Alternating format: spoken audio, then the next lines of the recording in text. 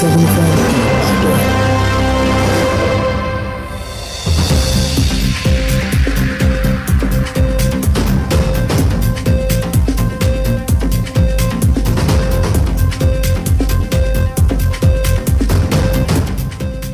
Good afternoon, here is Newsline, read by Elizabeth Awoku, live from Melody FM studios here in the United Kingdom.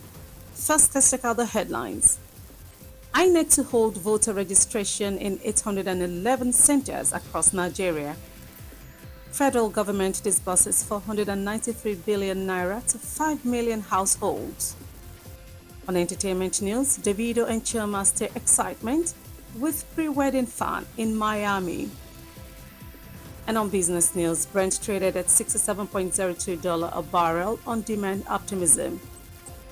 And on the foreign scene, Israeli Prime Minister Netanyahu divides Israelis and allies with plan for new military push in Gaza. And on sports news today, Galatasaray Victor Osimhen boxes rake in 4.2 million euros. Here is the news in detail, starting with entertainment stories.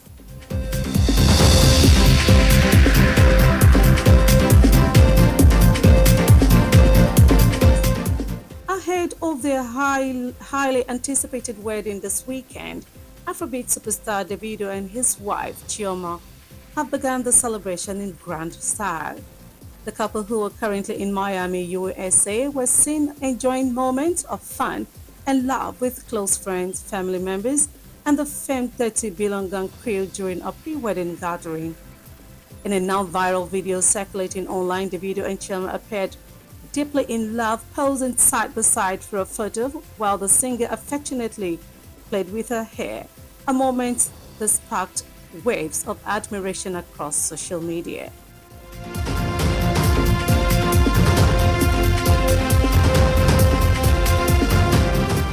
Afrobeat singer Oxlade has revealed that he learned how to properly compose music from his colleague Fireboy DML. The co-screener explained that Fireboy mentoring him at the initial stages of his career was life-changing. He also claimed that Fireboy's penmanship is unmatched in the Nigerian music industry.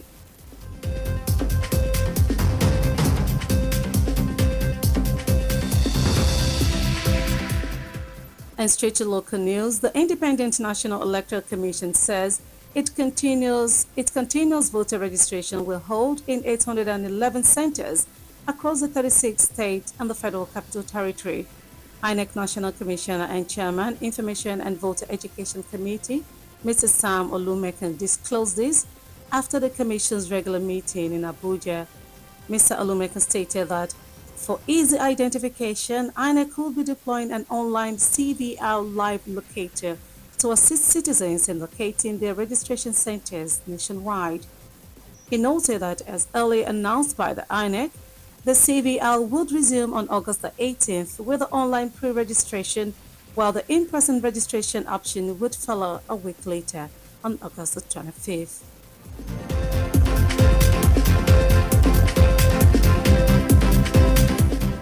The federal government has said Nigeria's economy is on a steady growth path, driven by ongoing reforms and increasing investor confidence, despite the United States decision to impose a 15% tariff on Nigeria's exports.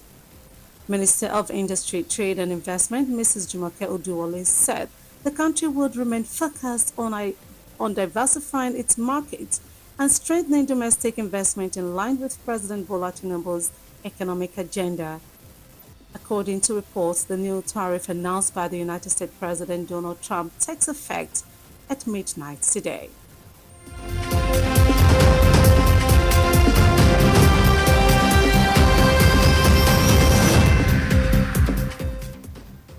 No fewer than 5 million households have received 493 billion naira disbursed by the federal government as part of its social protection measures.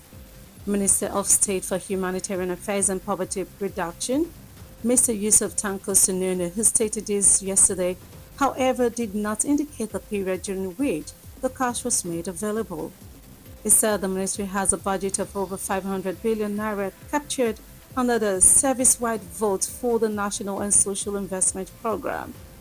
The fund is expected to be deployed for the implementation of the National Homegrown School Feeding Program, conditional cash transfer, and power training and farmer money.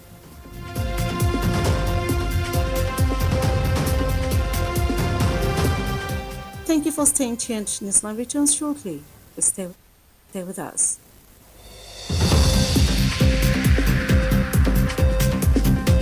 Melody FM 100.7. Doing business without advertising is like winking at a girl in the dark. Do not be like a potential bachelor who is busy cutting an eye for a beautiful lady in a very dark room. Give your business the much needed publicity it deserves. Come do business with us by advertising your goods and services on Melody 100.7 FM Ibadan, and let's use our platform to uplift your own. Advertise with us by contacting our marketing department at number 2 MB Makbaderon Street, Bodewasimi, Bashoru, Ibadan, Oyo State, Nigeria. Telephone 0915 500 107. That is 0915 500 1007. You can also follow us on all our social media platforms at Melody 107 FM. At Melody FM Ibadan, we help make your business to blow. Yaga yaga. Melody FM, your real home of entertainment. Stay cool. With Melody. Melody FM 100.7. Welcome back. You've been listening to Newsline on Melody 100.7 FM. Thank you for staying with us. The news continues, and straight to the business stories. Crude oil prices edged high in the global commodity market on declining American crude inventories, signaling a higher demand outlook in the United States. Also supporting the uptick are the strong market expectations for a Federal Reserve rate cut and a slide in the US dollar index. Brent crude was trading at $67.02 per barrel, up by 0.6% for the previous session's close of $66.57. US West Texas Intermediate crude rose 0.6% to $64.04 per barrel from $63.63 in the previous session.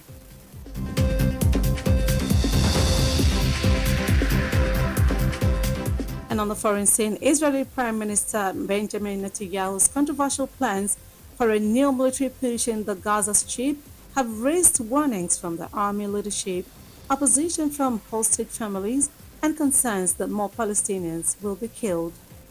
They also risk isolating his country even further. In a meeting of the Security Cabinet that lasted 10 hours, ministers approved proposals for the takeover of Gaza City, which is likely to be the first phase for the Israeli military to assume full control of Gaza, as Netanyahu says it is his intention. A statement by the Prime Minister's office did not use the word occupation, but effectively, that is what the plans mean.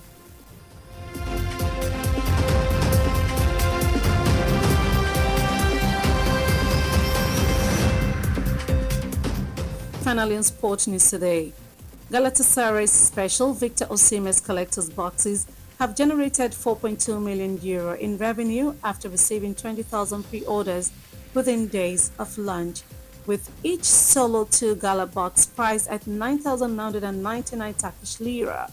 The Turkish champions produced and pre-sold the boxes using their own resources, capitalizing on the massive interest surrounding the 26-year-old Nigerian striker, who joined the club on a permanent €75 million deal from Napoli.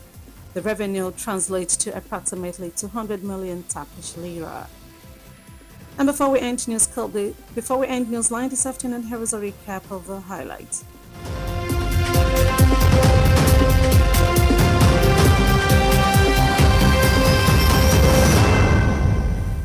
INEC to hold voter registration in 811 centers across Nigeria. Federal government disburses 493 billion naira to 5 million households. Davido and Chema stays excitement with pre-wedding fun in Miami. Brent traded at $67.02 a barrel on demand optimism. And on the foreign scene, Israeli Prime Minister Netanyahu divides Israelis and allies with plan for new military push in Gaza. And lastly, on Sport News today, we said Galatasaray Victor Osimhen boxes rate in 4.2 million euros. And we've come to the end of Newsline and Melody 100.7 FM. Kindly join us on our social media platforms for more news stories and excellent programming. Newsline was compiled and produced by Popola Egunfemi, edited by Temitope Brema. I am Elizabeth Awoku. Please stay tuned for the Yoruba version of the news shortly. Good afternoon, happy weekend, and many thanks for listening.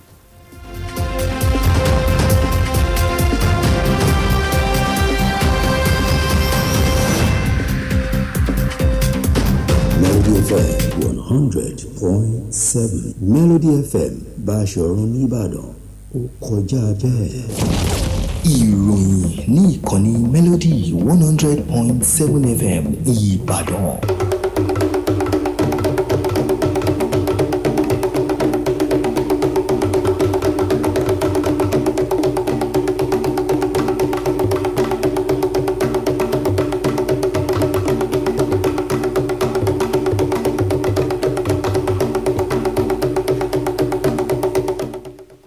Ẹ̀kásán, akúṣẹ́ látàárọ̀, àkójọpọ̀ ìròyìn ló dé sí etí gbọ̀yìn láti ìkànnì Melody 100.7 FM Ìbàdàn.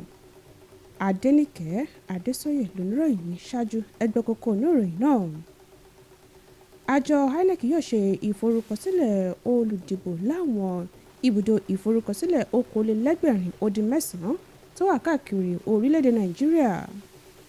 Ìjọba àpapọ̀ pín ẹ̀ẹ́dẹ́gbẹ̀ta bílíọ̀nù ó dín méje náírà fún ìdílé mílíọ̀nù márùn-ún. Nínú ìròyìn amúlùdùn, Davido àti Chema ń ṣe àjọyọ̀ ṣáájú ayẹyẹ ìgbéyàwó tí ó wáyé lópin ọ̀sẹ̀. Nílẹ̀ òkèrè, olóòtú ìjọba ilẹ̀ Israeli Netanyahu ti ṣokùnfà ìpínyà láàrin ilẹ̀ Israeli àti àwọn ọ̀rẹ́minú rẹ̀ lórí èròǹgbà láì tẹ̀síwájú nínú ìgbésẹ̀ ológun ní ìlú Gaza. Lábala eré ìdárayá, àwọn àpótí Victor Osimhen ti ikọ̀ Galatasaray ni ó ti pa owó tó tó mílíọ̀nù 4.6 euro wọlé. Ìròyìn ọ̀hún rèé lẹ́kùnrẹ́rẹ́.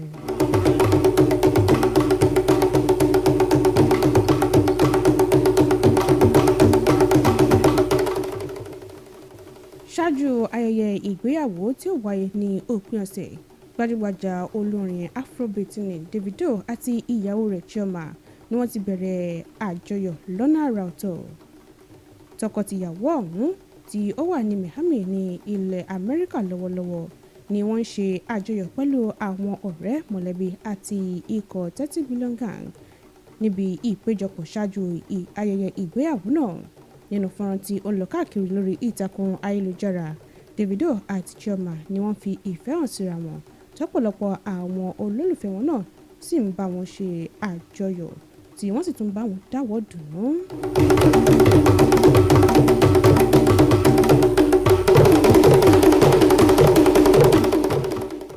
Ẹ̀wẹ̀, olórin Afrobeat míì lórílẹ̀‐èdè yìí Oxlade ti sọdúnmọ́ pé òun kọ́ bí wọ́n ṣe ń ṣe àkọsílẹ̀ àti àgbékalẹ̀ orin nísànsán látọ̀dọ̀ akẹgbẹ́ rẹ̀ Fireboy DML.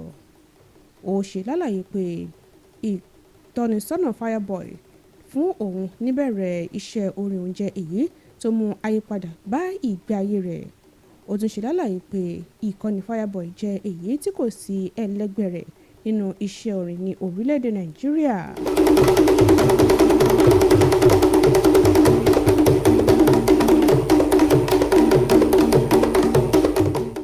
Kúrò níbi ìròyìn amúlùdùn, àjọ elétò ìdìbò nílẹ̀ yìí INEC ṣe lálàyé pé ìforúkọsílẹ̀ àwọn olùdìbò yóò wáyé láwọn ibùdó ìforúkọsílẹ̀ okòólélẹ́gbẹ̀rin-ó-dín-mẹ́sàn-án tó wà káàkiri àwọn ìpínlẹ̀ 36 àti olúìlú ilẹ̀ yìí.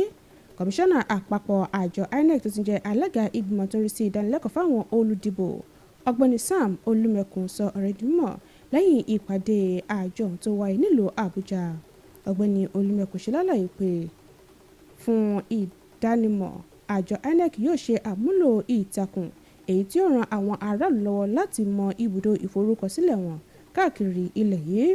Ó ṣe lálàyé pé gẹ́gẹ́ bí àjọ INEC ṣe kéde ṣáájú, ìtàkùn ọ̀hún ni yóò di ṣíṣe ní ọjọ́ 18 oṣù kẹjọ pẹ̀lú ìforúkọsílẹ̀ lórí ẹ̀rọ ayélujára, nígbà tí ìforúkọsílẹ̀ lójúkorojú yóò bẹ̀rẹ̀ lẹ́yìn ọ̀sẹ̀ kan tí í ṣe ọjọ́ 25 oṣù kẹjọ.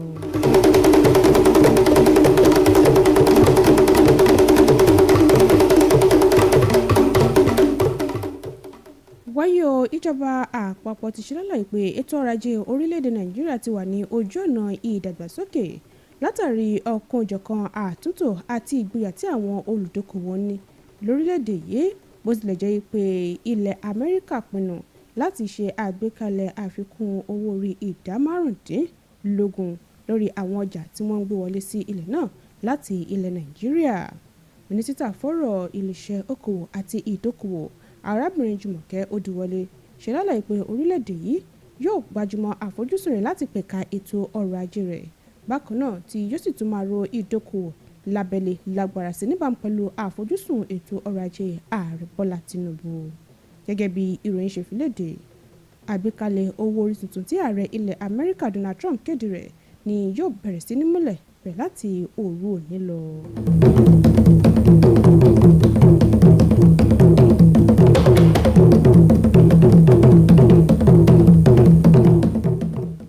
Kò dín ní àwọn ìdílé mílíọ̀nù 5 tí ó ti tẹ́wọ́ gba $500 bílíọ̀nù náírà èyí tí ìjọba àpapọ̀ ń pín gẹ́gẹ́ bí ara ètò sọ̀lúdẹ̀rọ̀. Mínísítà kejì fọ́rọ̀ ọmọnìyàn àti mímú àdínkù bá òṣì ohun ìṣẹ́, Ọ̀gbẹ́ni Yusuf Tanko Sununu, ẹni tí ó sọ ọ̀rọ̀ di mímọ̀ lánàá, kò sọ pàtó àkókò tí wọ́n fi owó náà léde.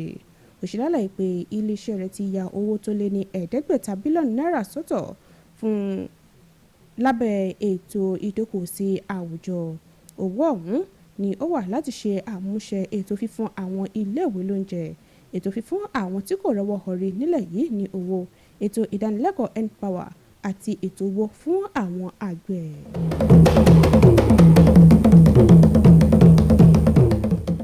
Àkójọpọ̀ ìròyìn lẹ́ ń gbọ́ lọ́wọ́ láti ìkànnì Melody 100.7 FM Ìbàdàn. Ìròyìn tẹ̀síwájú láìpẹ́.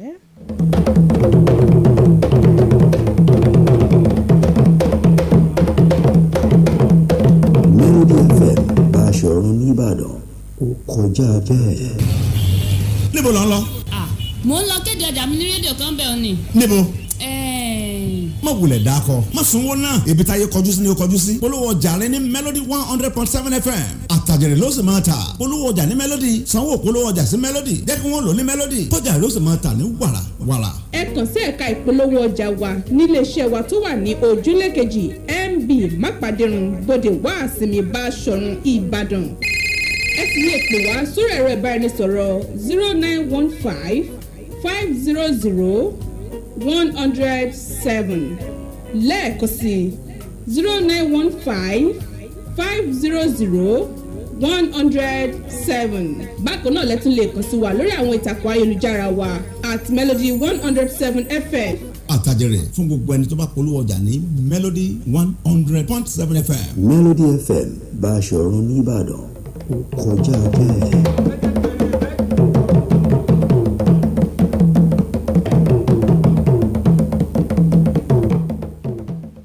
Ẹ káàbọ̀ padà. Àkójọpọ̀ ìròyìn tẹ̀síwájú. Nílẹ̀ òkèèrè, èròǹgbà olóòtú ìjọba ilẹ̀ Israeli Benjamin Netanyahu láti tẹ̀síwájú nínú ìgbésẹ̀ ológun ní ìlú Gaza ti ṣokùnfà ìkìlọ̀ látọ̀dọ̀ àwọn ìdarí ológun, àtakò látọ̀dọ̀ mọ̀lẹ́bí àwọn tí wọ́n fi sí àhámọ́ àti ìkọminú pé ọ̀pọ̀lọpọ̀ àwọn ọmọ ilẹ̀ Palestine ló ṣeéṣe kí wọ́n pàdánù ẹ̀mí wọn. Bákan náà ni ó tún ṣeéṣe kí wọ́n dẹ́yẹ sí orílẹ̀-èdè ọ̀hún síwájú sí i. Nínú ìpàdé ìgbìmọ̀ tó ń rí sí ètò ààbò èyí tó wáyé fún wákàtí 10, àwọn mínísítà ọ̀hún buwọ́ lu àbá láti gba àkóso ìlú Gaza, èyí tí ó jẹ́ iṣẹ́ àkọ́kọ́ ìgbésẹ̀ gbígba àkóso ìlú Gaza pátápátá tí Netanyahu náà sì ṣe lálàyé pé àfojúsùn òun gan nìyẹn. Àtẹ̀jáde láti ọ́fíìsì olóòtú ìjọba ilẹ̀ Israeli ọ̀hún sọ ọ̀rọ̀ ìdí mímọ̀.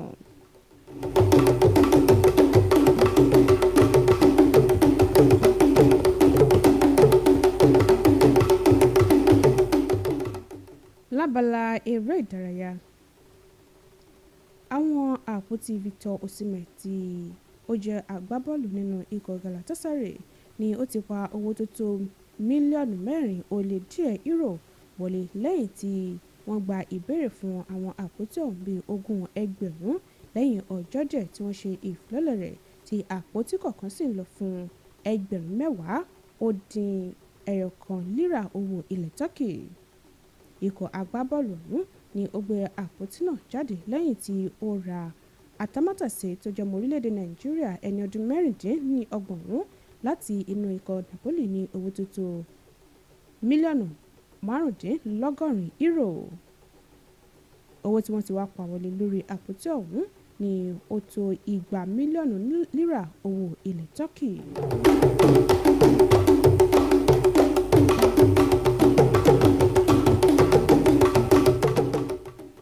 Tó mú ìròyìn wá sópin, ẹgbẹ́ àwọn kókó tá a mẹ́nubà lẹ́ẹ̀kan sí i.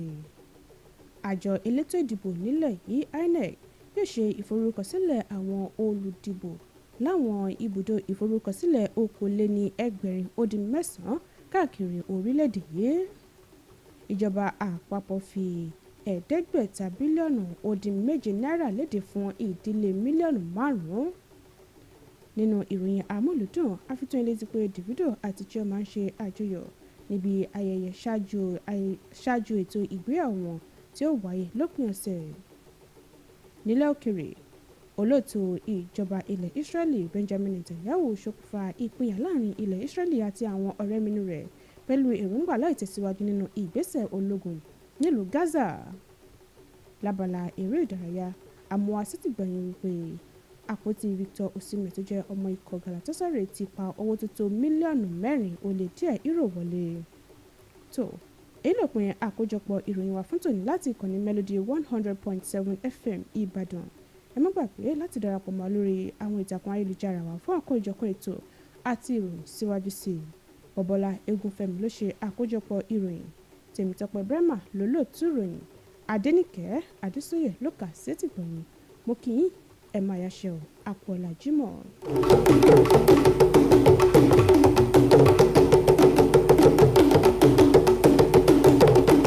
Melody FM Báṣọ̀run nìbàdàn ó kọjá bẹ́ẹ̀.